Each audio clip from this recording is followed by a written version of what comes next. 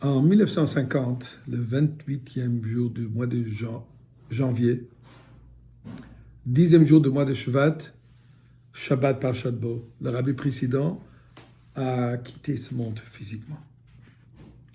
Les chassidim, orphelins,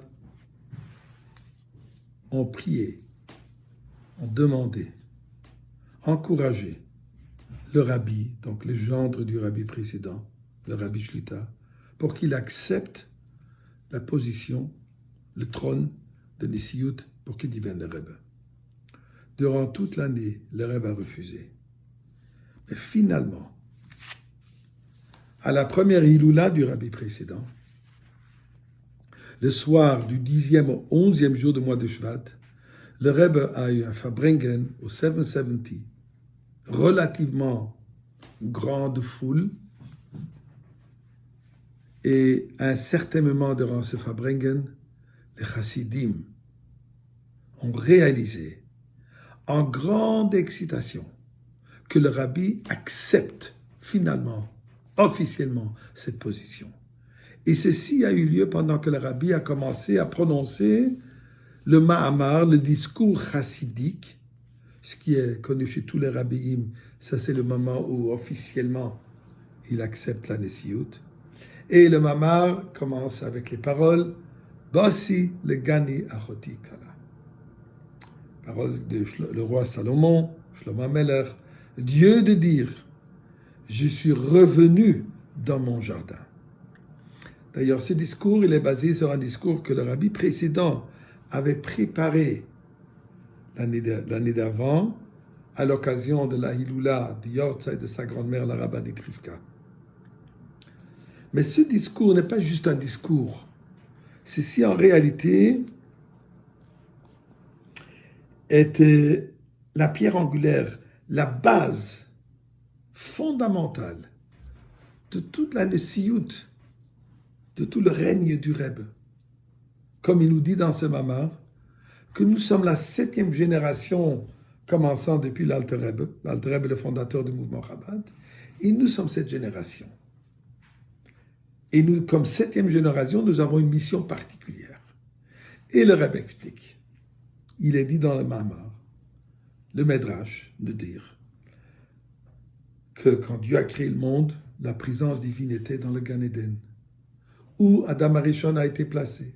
Malheureusement, dû au péché commis par Adam Arishon et tous les péchés qui ont suivi pendant des millénaires, la divinité, la présence divine s'est éloignée, repoussée, voilée de plus en plus de ce monde matériel, au point que l'humanité ne reconnaissait même plus qu'il y a un Dieu créateur, qu'il y a un Dieu existant. Jusqu'à vient Avraham Avinu, notre patriarche Avraham Avinu. Il a ramené Dieu plus proche de ce monde.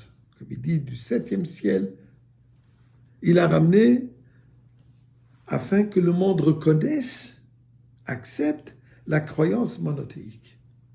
Et ceci, pendant cette génération, de plus en plus, le monde a reconnu, a accepté l'existence divine. Jusqu'à Moshe Rabbeinu, qui est la 7e génération de Avraham Avinu, il nous a amenés au Mont Sinaï pour recevoir la Torah. Et depuis ce moment, Am Israël, nous sommes les Tzivot Hashem. Nous sommes ceux qui ont été choisis par Dieu pour accomplir cette mission de ramener, d'imprégner le monde entier avec la présence, l'enseignement de la Torah et Mitzvot. Et on nous appelle d'ailleurs dans la paracha de cette semaine, après 430 ans. Au milieu de ce jour, l'armée de Dieu est sortie d'Égypte. Là, on nous appelle la Légion, l'armée de Dieu.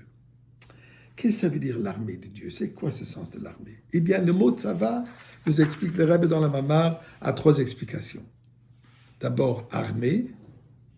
Tsava aussi veut dire un temps fixe.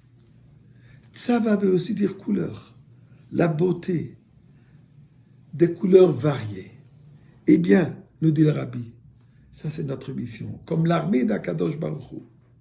Nous avons une mission particulière. Mais c'est une mission qui doit être accomplie en son temps. Comme une armée qui est disciplinée et agit en bon temps, nous aussi, nous devons être disciplinés. À faire quoi? À réaliser que comme armée, nous avons toutes sortes de couleurs de cette armée. Il y a toutes sortes de différentes personnes dans cette armée. Et chaque soldat a sa qualité, son caractère, son point de vue, bien sûr toujours basé sur la Torah, et chacune est valable. Et c'est l'ensemble qui crée cette panoplie de beauté, cette belle armée, tous dans la même but, dans la même image. Et le temps, absolument. Le temps d'accomplir notre mission, elle est maintenant.